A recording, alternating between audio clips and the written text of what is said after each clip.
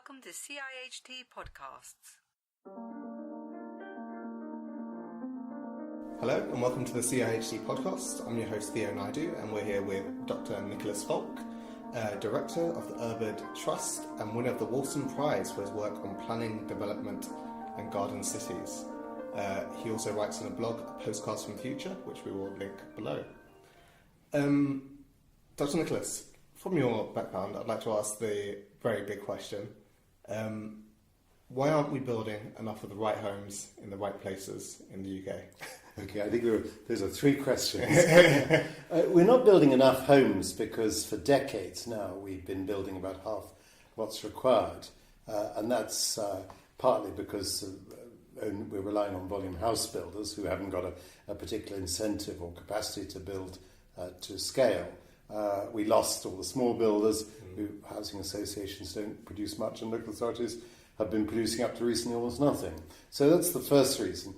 I think in terms of producing the right houses, I think we're missing out a whole series of market segments or niches. We hardly provide for the elderly empty nesters, if you like, so they occupy large, often unsuitable and isolated houses because there's nothing more attractive to get them to move at a time when they're able to move. Conversely, I think families with children can suffer from spaces being cramped. We've been building houses that are amongst the smallest in Europe. The rooms are small and the overall size is small. And the right places are bound up, I think, with the failure to really spot the places that should be the right areas for growth, which we think should be relatively close to existing settlements. We think in terms of 10 kilometres, say 6 miles, as a sort of boundary for running a decent public transport system that can give you a frequent and affordable service. And that's partly because many of our cities, particularly cities like Oxford and Cambridge, which I've been focusing on, are surrounded by tight green belts. Mm-hmm. And though, as we tend to get older, in the words of David Rudlin, we tend to flex our belts when it comes to the green belt. It just grows larger. Mm-hmm. So we have a real obstacle to getting hold of land in the right place. And you don't make money in this country by building housing that people want or building it efficiently. You build it by getting hold of a land and arguing for long enough to get a permission. Mm. And so the system, as the government now recognises, is absolutely flawed. And the challenge is to come up with something better which will overcome the many objections from those who currently do well out of the existing system. Yeah, you make a really great, a very damning statement in your report, actually. You say, in the UK, most of the money and talent in the house building industry is focused on unlocking the land through a contested planning system. On the continent, it is focused on what is built on that land, which is a really damning indictment of what we do in the UK. We're just tied up in local plans. I think that's well put. It is very well. Must be David Rudlin's words. But I think the blame is not just to do with the house builders and the professionals they employ, but a lot is to the fault of local authorities who've lost the proactive or visionary role that they once perhaps had. Over the time, I'm thinking back to the 19th century, they've lost major functions that used to run water and gas, etc., municipal socialism, as it was called in places like Birmingham. They've seen their funding cut back and their staff lost, so that those people who perhaps could remember how to do something significant have all taken early retirement. Yeah. So you're left with a slightly demoralised and under-resourced body of people who still play a crucial role, because you cannot, whatever some rather right-wing economists might say, you cannot really get rid of planning and hope to produce a better society. We need planning if only to provide a certain degree of certainty, which you require if you're going to make a big long-term investment. So I think the starting point has to be changing the way local authorities act and behave. And almost reluctantly, I've come to the conclusion that in areas which are undergoing major growth and where you've got a real job of coordination, you do need a different development agency. I think one that should be set up with the support of or backing of local authorities. Mm-hmm. It could well have development corporation powers, simply because you require a body that can take a 20-year perspective and not worry about the next election. and be trusted by the private as well as the public sector. So I think that we have to think in terms of creating new mechanisms for delivery as well as new ways of doing planning. Yeah, it's really interesting. One of the other key features that you've talked about in a lot of your different work is the idea of healthy cities. You said from a fat city to a fit city. And what we hear from our members, actually, is so many of them have really good ideas. And there's this distinction between the political level and the practical level, whether engineers or highway engineers are working, and the Traffic Management Act. What do you think engineers and people working on the ground, local officers, can do to get across this idea, or to make it happen, to make developments better, to make them healthy? Well, first of all, can I say how delighted you are the first person I've ever heard pick up this simple comparison between fat and fit cities. I hope it will get taken up more widely, because it does seem to me that the city that sprawls it is inherently obese and inherently hard to run efficiently. Distances are much longer. Freiburg, which we all tend to admire, calls itself the city of short distances. And this can be related to walking and cycling. So I think a more efficient urban form is called for, which doesn't necessarily have to mean tower blocks, or certainly doesn't mean tower blocks, but it does mean higher densities, 3, 4, 5-storey houses along terrace streets being the norm. In terms of making progress, it's bothered me all my life. I think that it's easy to have visions. It's much harder to turn those into reality. And I've written a lot about the sort of steps involved in going from one to the other. I mean, say I started, after I left Oxford, I worked for Ford Motor Company to understand how to do development. I was involved in commercial vehicle, new transit and then the truck range. And then I went off to Stanford Business School to understand how Silicon Valley worked. And this was in the early days, it was a long time ago. But in both cases, I was struck by the fact that capable organisations stick around. They not only got ambition, they're able to broker deals, and there's continuity. That's what I call the ABC of successful development. And you find it applying to businesses, local authorities, all sorts of organisations. And of those, continuity is the most critical thing, because anything worthwhile takes 10 to 20 years. Now, because people expect results instantaneously, you have to pretend a bit, and you not only have to, I say you have to celebrate a victory every 6 months. You have to continually suggest that you're making progress, even if you're not. And communication is critical. But you've also got to produce some early results. I might say, if you go compare New York and London, which are comparable in some ways, every little project in New York will have a huge sign saying the mayor is doing this or that, and bringing you these benefits. In London, we're affected by traffic works everywhere. You never typically see an explanation as to who's responsible or why it's being done. And I think the people involved are missing a trick just to communicate what they're doing rather than just making people suffer during the process.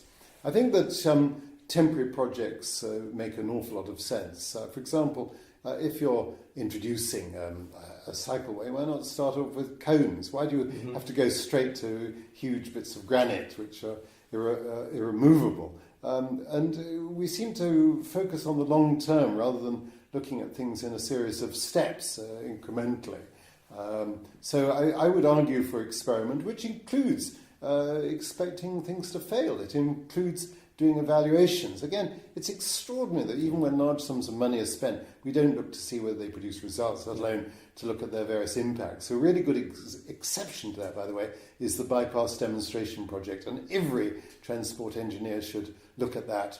I suppose it must be 20 years old. It involved towns like Petersfield and Berkhamsted and so on. But the point is that not only was £1 million, I think, spent on the sort of research and planning and so on, but also £1 million on the implementation. And then they followed it up to see what happened.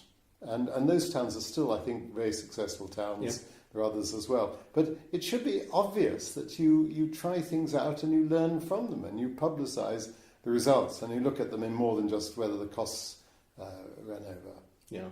So pilot projects, I think learning from experience is crucial. And I think that's not just individuals doing courses or going to conferences, but it's groups of people going to look at other places. And and saying, has that worked? And if so, why? Could we replicate it? And I've spent a lot of time taking groups around, not only this country, but mainland Europe. And there's no doubt that where success has been achieved, and I would cite particularly Cambridge, where I pioneered the idea of the Cambridge Equality Charter for Growth. It came about through a process. It wasn't an individual report. It was the fact that a group of people, planners, councillors, landowners, and so on, their advisors, went on a tour. First, they literally got on a bus together. We first of all went to places like Letchworth and a bit further afield. But then we took them to Europe. We took to Netherlands and Germany. Then I got asked by the University of Cambridge. They wanted to look at what they could see because they were developing a large area called Cambridge Northwest, now called Eddington. And again, if you now look at Cambridge, the southern fringe, and you look at Eddington, they look fundamentally different from anything that we've done. Why is that? Well, it's not just that people were quite talented, it's because they saw that something different was required.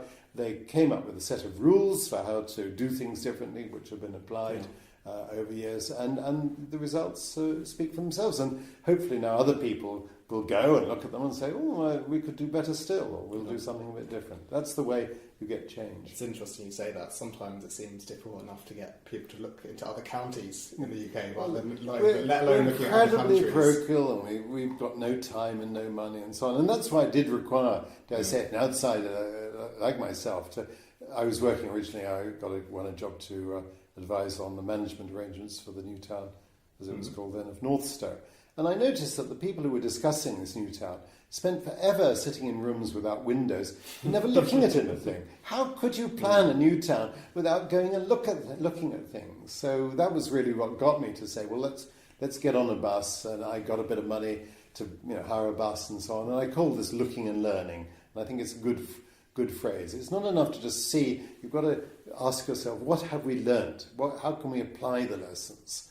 And then the process of discussing the results in workshops and so on, and then producing a draft charter, and then publishing it, and so on and so forth. And then now I suppose 10 years on, Cambridge is thinking of expanding it or revising it.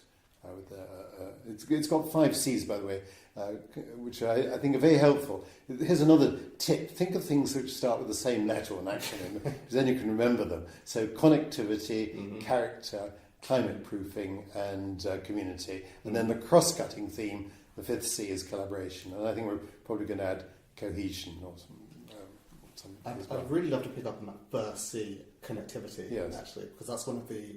That's what you're about. Yeah, well, it is what we're about, so nice to round back around. But in your model, you talk about the snowflake of urbanism, or building up the tram system. Yes. However, when you're talking about Cambridgeshire, you also say that their long-term delivery plan, I think there was a quote about 73,000 new homes with 4 billion in infrastructure. Yes. £55,000 for every home. Building infrastructure in the UK is incredibly expensive. Yes. And what's very interesting is there's a lot of money about for roads at the moment. Every single fund, the major road network, RIS2, has enabling house building as a key objective via building more roads. Are we actually just heading down the wrong path by enabling house building by more roads? Well, I think we are. The first thing to realise is that transport or connectivity is a necessary but not a sufficient condition for development or growth or whatever. So you don't need it, but just because you produce the roads or whatever doesn't mean to say that the houses will pop up or they will be of the right quality. Secondly, in my view, sustainable development, if we use that term still, has to mean developing where you can get to things without having to rely on a car. Yeah. And that includes walking and cycling to the school or a local shop. It includes being able to use public transport. And that means it's got to be on a corridor. And it's hopeless to think that if you take some deserted airfield, which is an airfield simply because no one ever wanted to live there, it's on some blasted heath on a hill or whatever, then you're never going to get public transport there. And people think that just because you've drawn it on a plan, it's going to happen. It's not going to happen because it's not economically viable. So you've got to start with existing transport corridors, and that makes anything which is accessible by public transport or by new lines, very, very important indeed. So that was the starting point. The roads are incidental. But you're absolutely right. I've worked out that the investment in local infrastructure or transport can be almost as much as the cost of building the home. So the only variable, really, apart from making use of existing infrastructure, is to be able to vary the price of land and to speed up the process of development so the financing costs come down. Yeah. So it does require a very different approach to development from the one that undertaken by most volume house builders. Not all. Yeah. I mean, some do the job very well, like Berkeley Group, but they are, I think so, Chris Nicholson, but they're the exception. Yeah.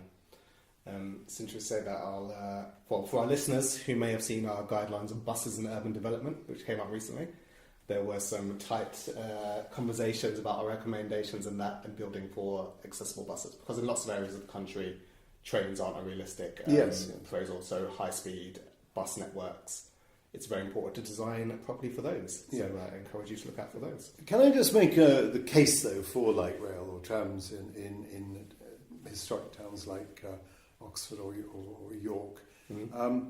And to say that, and I'm currently working on a report. 4 years we've been working in Oxford on how to grow Oxford in a sustainable way. And the first priority is to make more use of the existing railway lines. And most of our British cities have a number of railway lines coming to them. They served as junctions, a number of which will be underutilised. Perhaps they're freight only, or they're only used for long distance trains. So the first concept I call Swift Rail, which is influenced or inspired by the German Stadtschnellbahnen, which you also get in Switzerland and Austria. And it's the idea that where you've got a conurbation with a series of places, you have frequent suburban services, say every quarter of an hour. Sufficiently frequent, you don't need to know a timetable. Yeah. And that can just be a little train shuttling backwards and forwards. It doesn't. It's sensible that it's lightweight, and we proposed, for example, using the former district line stock, which are being re-engined by Aviva Rail. So that's half the cost of a new train, and it can provide a perfectly adequate service. And we're proposing that on the branch line that runs to Cowley from Oxford, which is currently only used to carry components and minis for BMW. So that's the first thing. However, it also makes sense to have trams in certain situations. I think it's 30 years ago we had about the same length of tram lines in Britain as France. Now they have 10 times as many. Every French town, including quite small towns like Tours, will have built their tram line. And you have to ask yourself, why can they do it? And it's not about technology. It's about basically that they see it as part of boosting the whole centre of their town. If they want to get people to shop and do business in the town, you've got to remove through traffic. To remove through traffic without being dominated by buses, you do need a fixed system. There are all sorts of benefits to trams. They're much healthier. The steel wheel on the steel rail doesn't create the health hazards that tyres do, and past steering grinds up the road, as I'm sure you know. So they have benefits for healthier living. They're also quieter, electric, and so on. I think the trick is to be able to put them on routes that serve people, traffic generators. So you've got to pick up the hospital, the main station, and so on. And you've got to see it as part of transforming that street. So it's not just putting in a tram line. Many of our, when we've done these, Sheffield, for example, we typically take over all railway lines which run through industrial areas where nobody lives, or we put, in the case of Sheffield, even pull down the housing along the tram line, which makes it harder to cover the running costs. And you should be trying to cover the running costs out of the fare box, which, for example, Freiburg does. And that means citing urban extensions in locations that will make tram extension or tram route viable. And that's what we propose for Oxford. But exactly the same that can apply in York and a number of other cities we look at. It's not just the most historic or most valuable cities where this idea applies. So I do think light rail has a much bigger role to play as part of making the most of historic centres, as well as regenerating I think you industrial made a cities. very strong case for light rail there. Very good. We just won't look at the Edinburgh tram system. Well, and you just don't do it that way. You don't say, how important we are. We want something that's never been built before. You're going to say you buy something off the shelf, and you learn from experience. I don't know. It's extraordinary how whenever we seem to go out doing something, we spend twice as much as necessary. And usually produce a pig's ear. Whatever the phrase is. So I think that, by the way, you can look at other examples. Nottingham shows that we can do these things successfully. And at an economic cost, Nottingham has used the workplace, the sort of employer levy on workplace and parking to generate a significant amount of funding. Yeah. So even though we haven't got the versatile transport that they have in France, we've got something which can go some way towards it. Yeah.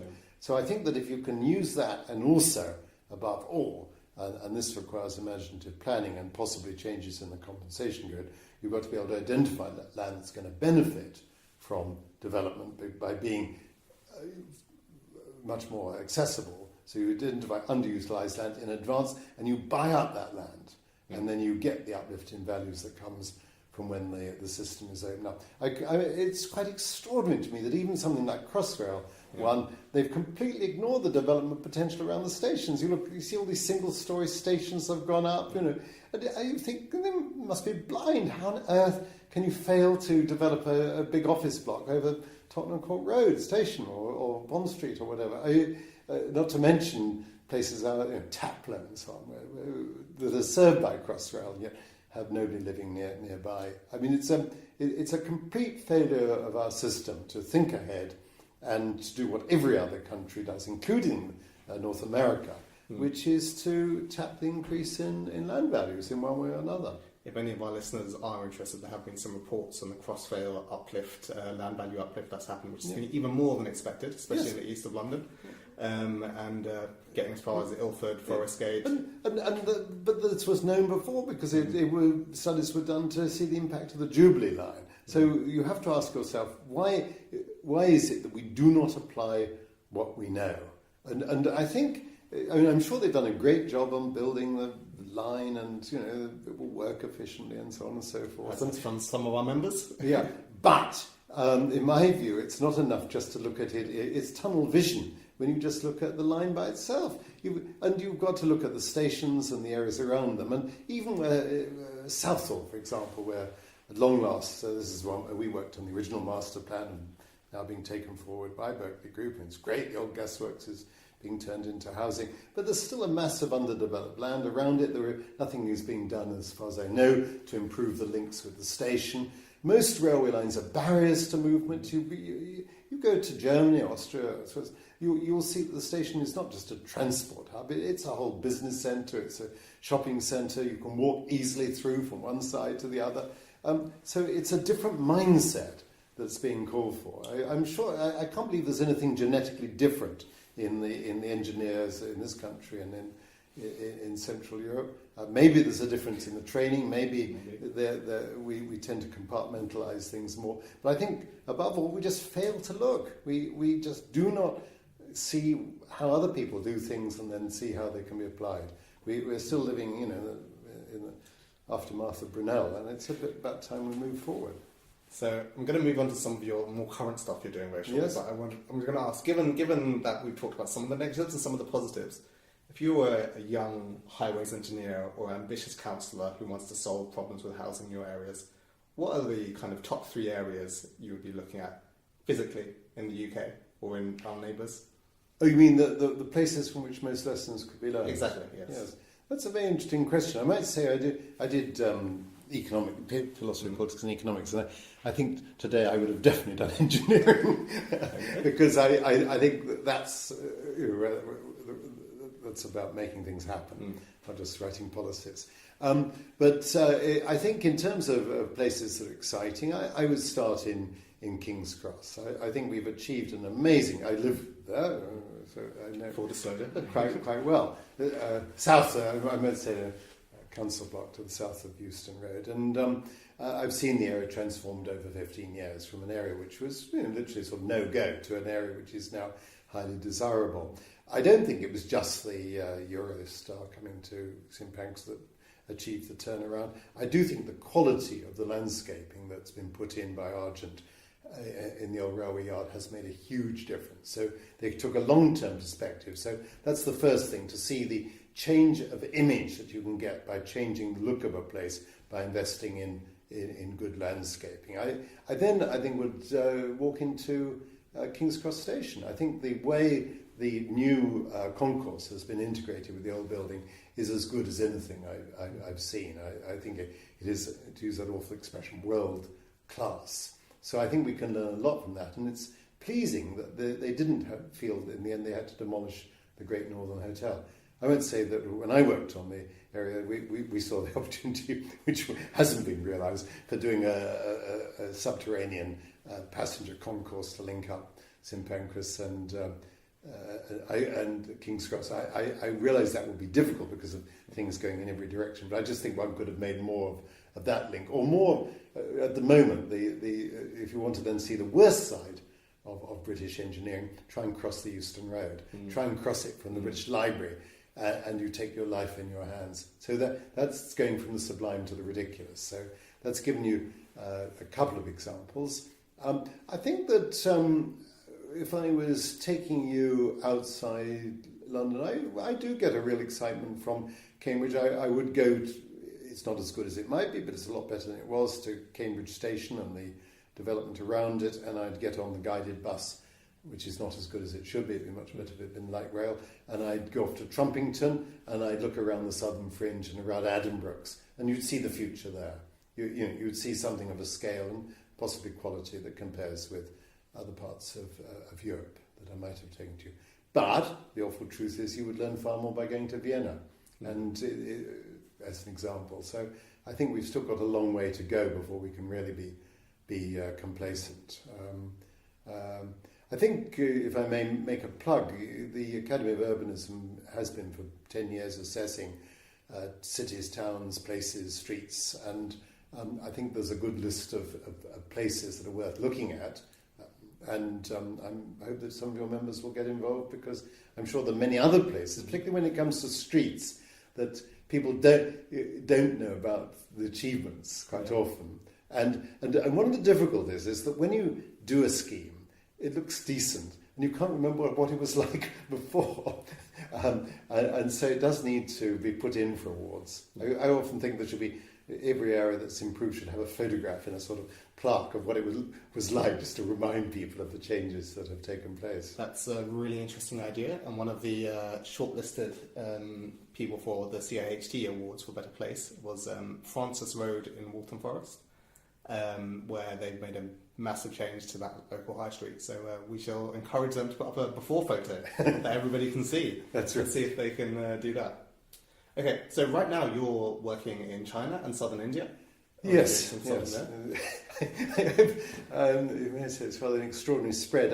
What happened was that, having done two things really, I helped Sir Peter Hall write his last book, Good Cities, Better Lives, which was drawing lessons from the best cities in Europe under a series of themes, one of which is indeed Transport. We looked to France for the best examples there.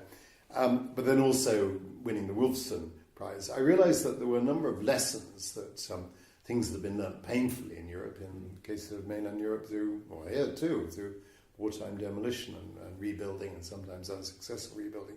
And I could see that China was making some, in my view, huge mistakes in building largely 24-storey tower blocks that all look rather the same, but not thinking, if you like, of the broader range of places that people are going to demand as conditions improve, particularly for the middle class. But I also saw that India would be going through a similar process of change and would be tending to look to the States or to China for models. And I felt that it was worth testing out whether the Garden City principles, which I might say are held in reverence in China. It's quite interesting. Ebenezer Howard has much more stature than he does in Britain as the sort of founder of sensible thinking when it comes to growth. So I thought, could these ideas be applied in India? And I started off thinking about producing a toolkit for smarter urbanization, as I now call it. And then I realized that this was going to be of little value if it couldn't be tested out in a specific place. So I put two and two together. I had been to a place called Tirunelveli, which is in Tamil Nadu, several occasions. I got to know them because I went on a sketching holiday to southern India, and then I saw this organisation called SCAD, Social Change and Development, and the fantastic work they were doing with 600 villages and 2,500 women's groups. And it seemed to me that they were teaching people engineering, and they were teaching people MBAs and so on. I couldn't see these young people getting good jobs. I couldn't see them getting work anywhere near where they came from. And it seemed to me that the work, the knowledge they need to understand was how to build better housing, because that's what's going to be built. Yes, some people are going to build flyovers and opera houses or whatever, but the massive work is to do with housing there as it is here. And I felt they needed better models. So I decided to put some money where my mouth was and to fund the building of some experimental eco-houses. The chairman or founder of SCAD was excited by this idea. He could see the relevance, and particularly the idea, and this is, I think, where I did have a fresh idea, which was that the future is not the mega cities, it's not the Shanghais or Delhis, it's the medium-sized cities, which in India's case are cities of around 500,000 growing to 1 million. In Britain's case, it's cities of 150,000 growing to, say, 300,000. It's a different scale, but it's the same scale. But it's the same sort of issues.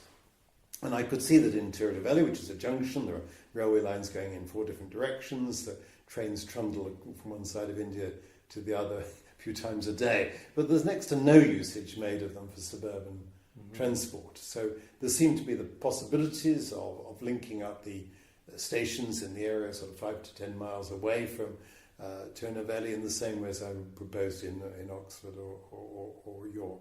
So the next step was to come up with a brief, and then we've found an architect, and the architect's drawn up the plans. The plans have gone for approval. We should have approval in a few days. The contractor's appointed. So we should be on site with the first demonstration house. Now, you may say to me, look, be serious. India needs millions of houses, not 1, 2, whatever.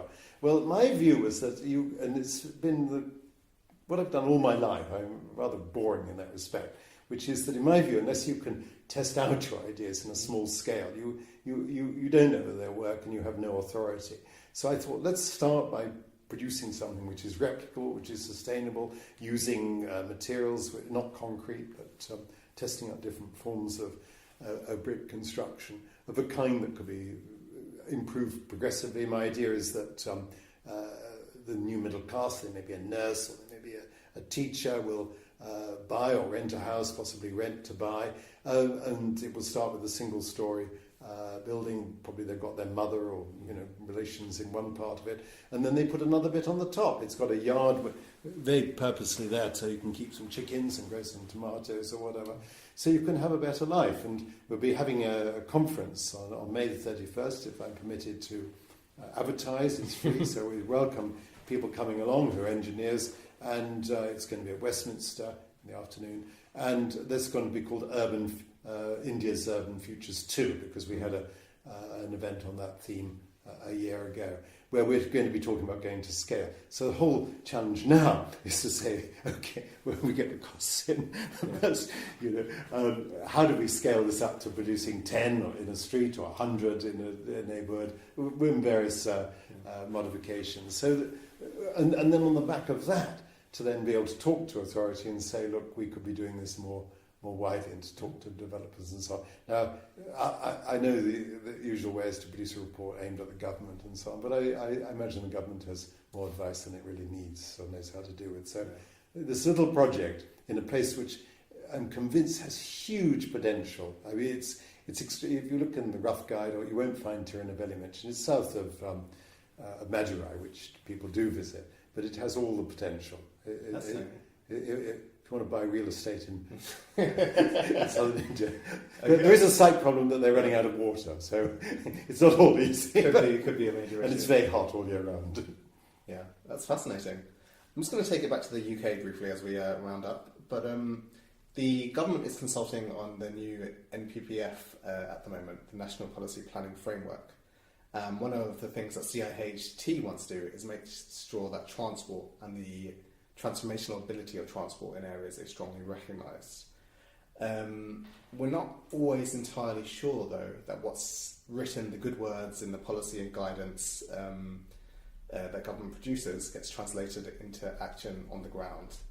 Do you have any words of advice for what we should be pushing for to make sure that happens? There's an extraordinary mission in the new NPPF of the garden city concept. It's classically British that we flirt with an idea for a couple of years and then on to the next idea. So I think by taking a concept for doing things at a certain scale and then laying down the conditions for that would be a step forward. I personally believe that we will see the light and realise that we do need to make some modifications to the Greenbelt system, and that the condition should be that where there are sites within range of a station, that one should have the possibility of taking that land out of the Greenbelt, possibly substituting elsewhere, but under certain conditions that would increase biodiversity and appeal to the existing community. For example, in Oxford we proposed that some of the uplift in land values would be used to create country parks to tackle flooding, which is a really